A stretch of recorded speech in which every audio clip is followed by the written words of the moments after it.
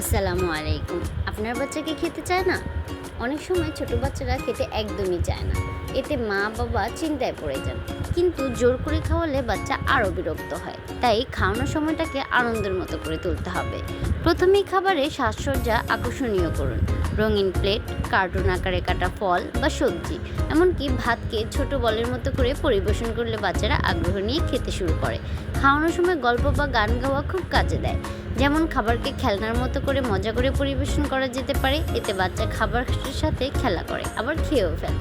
খাওয়ানোর সময় TV, mobile বা অন্য কোনো বিভ্রান্তি না রেখে বরং সবাই মিলে একসাথে বসে খাওয়াই বাচ্চার মধ্যে আগ্রহ বাড়ায়।